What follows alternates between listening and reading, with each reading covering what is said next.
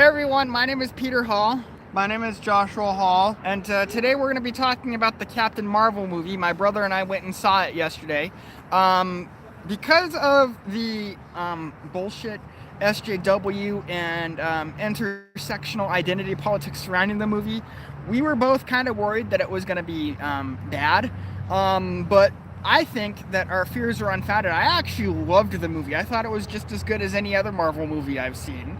My brother is I'm gonna speak for myself. It was okay, not as good as like the other Marvel movies, but it wasn't as bad as I thought it would be. Yeah, I actually loved the movie. It's a shame that Brie Larson had to shove it in the shit pile that is SJW warriorism and intersectional identity politics. But yeah, the movie was awesome. I guess there were like a few scenes that kind of showed off how she was harassed by men in her past and in the present tense of the movie. There was in flashbacks she was doing all these things like playing baseball, go-kart racing, and she had all these different guys telling her that she couldn't do whatever it was she was doing. Even her dad, she was go-kart racing, her dad said she didn't belong out on the track. And there's one scene where she was an Air Force pilot, and there was one scene where some guy said, "You're a pretty good pilot, but you're too emotional." By the way, you do know that it's called a cockpit, right? You do know why they call it a cockpit. Yeah. What he said. So that scene is kind of dumb, but overall I thought the movie was pretty good. Basically, Captain Marvel is about this woman named Carol Danvers, who's a human Air Force pilot, and it's the mid-90s. It's the late 80s, early 90s. So the Air Force won't let her fly combat missions. So specifically, it was 1989. Yeah. Because the movie takes place in 1995, and she was missing for 6 years. Right. But so the Air Force wouldn't at the time let female pilots fly combat missions like they do now. So Carol Danvers was working on experimental planes and flying experimental planes, and she was working under this lady named Dr. Wendy Lawson. Yeah, Wendy Lawson, who was actually who was the original Captain Marvel. Her name was Marvel. Anyway, What? She was working under a woman named Dr. Carol Lawson, who was Wendy Lawson, who was heading a project called Project Pegasus, and she was actually a Kree spy in disguise, and she was trying to create a new type of interstellar. She wasn't a Kree spy. She was a Kree defector who was working with the Skrulls. She was a Kree spy who later sided with the Skrulls. Right. She was working. She was working for the Kree, but anyway, she was a Kree spy working on Earth as as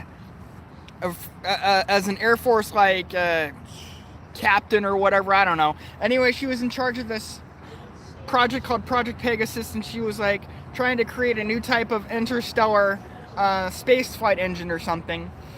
And she later found out that the Kree and the Skrulls were at war, and everyone thought that the Skrulls were the bad guys, and in the original comics they were, but in the movie they weren't. But the Skrulls kind of look like the Green Goblin. Yeah, anyway, she found out that the Kree war against the Skrulls was wrong, so she was actually gonna try and bring Carol Danvers in on her project to help the Skrulls escape from the Kree, and they got shot down by this Kree warrior named Yon-Rogg, and before she tried to destroy this engine that she had created, but she was shot and killed before it happened. And then Carol Danvers, who would become Captain Marvel, she shoots the engine, destroys it, and somehow all the energy that's in the engine blasts into her, and it fuses with her, and that's how she gets her Captain Marvel powers. So then the Kree take her, they kidnap her, they brainwash her, they make her believe that she they make her forget her human identity, they make her believe that she's a Kree warrior, and they use her as their secret weapon against the Skrulls. And so the movie is about her finding out that she's actually human, that she wasn't always superpowered, because the Kree were telling her that they gave her powers, but they didn't. Her powers were like basically an accident. But one other thing. It was actually the Tesseract that gave her powers, because the Tesseract was in the airplane engine when she blew it off. Remember? The Tesseract gave her powers. Right. And the Tesseract was in the engine, the airplane engine. That's how she got her powers. Right, okay.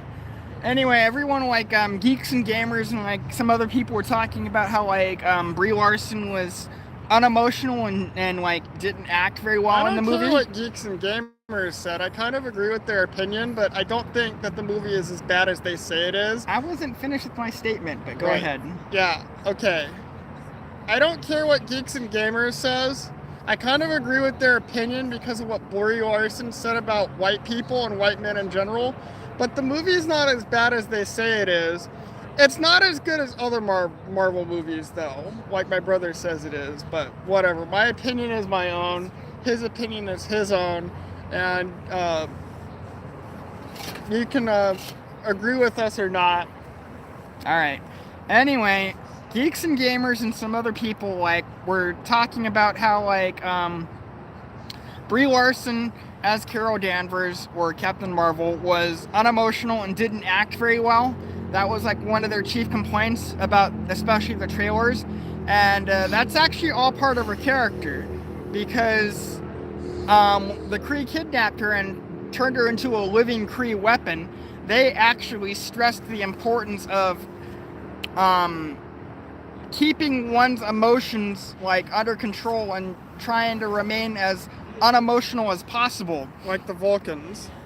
So they actually trained. She was before she became a Kree warrior. She was actually in the U.S. Air Force. So both the U.S. military and the Kree later would stress the importance of like being unemotional, being detached, basically being stoic. That's why she was that way, because like it was all part of her character. So that was done intentionally. It wasn't just Brie Larson not knowing how to act. That was all part of her character. Anyway, there was like one scene like from the trailer that Geeks and Gamers they really hated that scene. It was the scene where like Fury finds this. I want to say something. Why are we like talking about Geeks and Gamers? Because, Josh. I mean, this is our opinion, not Geeks and Gamers. But we can reference other people too. Sheesh. Alright, whatever. Crying out loud. Stop interrupting me. Sorry. God. Okay, so there's this other scene from the trailers that Geeks and Gamers didn't like, and it did make it into the movie, which I liked because it was funny. But there's this one scene where like Fury finds this cat, and he starts gushing over and going, "You're so cute, yes you are. Who's a good boy? It's you. Who's a good boy?" And then like Captain Marvel goes, "Fury, let's go." And then like Fury's like, "I'll be back." So I'll like be back later. Yeah, like Geeks and Gamers didn't like that scene. They thought it was they criticized that scene in particular, but I actually thought that scene was pretty funny. I actually kind of thought it was anticlimactic how Fury loses his sight in his right eye. Anyway, the cat in question is actually a Flerken, whatever that is. It's an alien eldritch abomination called a Flerken, and so like all these different alien characters, whenever they see it, they freak out, and so like Captain Marvel and Fury are like laughing at them, but then you come to find out this thing is actually an alien monster. Like you don't actually see its true form, but you do see like tentacles just spread out of this cat's face, and you see it swallow the Tesseract, and it even eats like several Kree warriors and stuff like that. I have to watch that again because I didn't see that part. Yeah, that was pretty funny. So, in this movie, like in the original comics, as stated before, the Skrulls and the Kree were the Skrulls and the Kree were actually evil versus evil. They were both bad guys. Where in this movie, the Skrulls were initially portrayed as bad guys, but they weren't. They were actually just refugees trying to get away from the Kree, and the Kree wouldn't let them go. So, Let's see, what else can I say about this movie? Oh yeah, in this movie, like, Fury loses, like, the sight in his right eye. Because of the Flerken. The Flerken scratches his eye, and that's how he loses his sight in his right eye. Which is kind of anticlimactic. Yeah, but whatever. I remember Fury specifically stating that he lost his eye in a mission to save Alexander Pierce and his daughter from communist revolutionaries in Cuba or something. I don't remember. TV Trope said that he just said that he lost it to somebody he trusted. And he did trust the Flerken cat. So, we have to watch Winter Soldier again because, like, he said that he lost his eye in a mission to save Alexander Pierce, and because, like, Fury was actually upset about it in Captain Marvel. He's like, I lost my eye trying to save you, and you were working for Hydra the whole time. I don't know, it's kind of a retcon. I guess, if he actually did say that. So that was Captain Marvel. I encourage anyone who hasn't seen it yet to go watch it. I watched it, I loved it. It's okay. So, talk to you guys later. Hey, sure.